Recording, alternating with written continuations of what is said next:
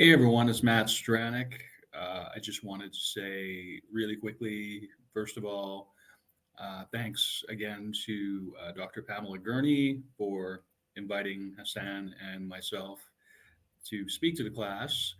I know we definitely both enjoyed that a lot, Dr. Arif and myself, and was really impressed with the quality of questions that came in through the WordPress site. Um, I went through, I gave it about a week, and then I copied the questions from the WordPress site and put them into a Google document, publicly accessible. And I shared that link, the Google Doc link, with Dr. Arif and also with Dr. Doug Reed, who's my colleague in the wider podcasting endeavor. So all three of us took a run at answering the questions. Hassan and I both punched in answers for all of them, and Doug jumped in with some very excellent commentary on quite a few of them, several of them anyway, plus several plus. And I would just really like to say that the questions were, as they came out, were very thoughtful, very probing, very just really first rate. I got to be honest. I'm very deeply impressed with everybody who made a contribution. Hopefully, we didn't miss anybody. If we did miss anybody with these answers, I apologize. So you'll see below this video a document, a PDF, which includes the answers, as well as an embed to the live Google document for those who might prefer one format over the other. As far as what I would sort of speak to in terms of the responses, what I really found myself repeating during my share of those questions when I answered was that there seemed like there were quite a few questions as to how to implement EDI initiatives and how to overcome things like resistance from students, entrenched attitudes and issues within institutions, perhaps among colleagues, perhaps among other stakeholders. And what I sort of kept thinking, what I kept speaking to in my responses is really, I think, the fact that it's about one's own sphere of influence. So I'm an example of somebody who's moved a few times within the career so far, and each role that I've been part of has its own job functions, responsibilities, and number of people that I report to in terms of management or in terms of colleagues, people who are at my level, students, educators, other stakeholders. So every role is unique and everybody's sphere of influence is different. So some people have, for instance, no real presence online outside of just their sort of normal business transactions and educational and professional transactions.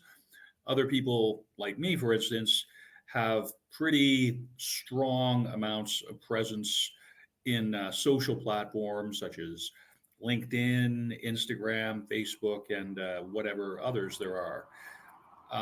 And so, I mean, that's just one potential signifier or indicator of a kind of influence. So when it comes to EDI initiatives, I think just being conversant with those issues, being knowledgeable about the rights and freedoms guaranteed in the Canadian Charter of Rights and Freedoms, as well as the Constitution. I think that as a starting point is really good. But then also being aware and really spending time in your day-to-day interactions, in your lived experiences, moment by moment, sort of keeping EDI as something that should be advanced.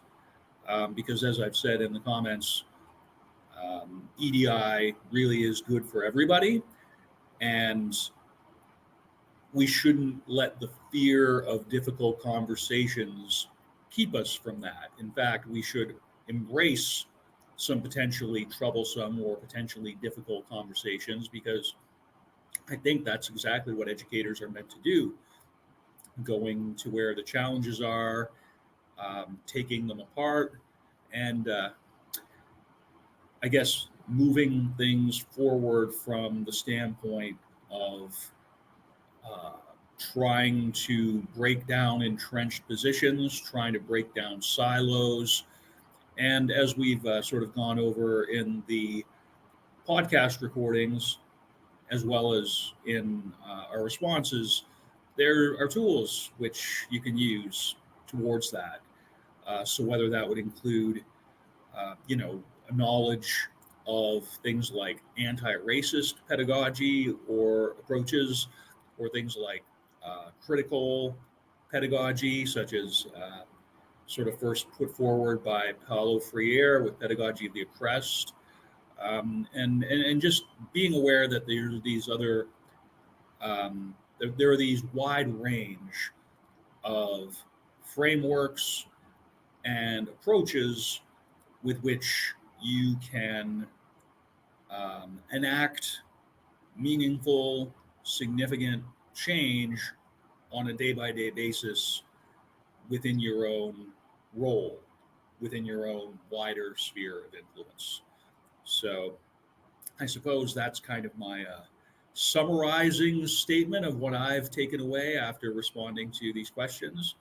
And again, I'd just like to really say thanks very much to Dr. Pam Gurney for inviting Hassan, Dr. Arif, and myself. And we really, both of us, and Doug have as well have enjoyed looking at these questions and replying to them. So thanks again very much for the invitation to be here, and I wish you all the best in your continued endeavors within your programs and in your wider careers. Bye for now.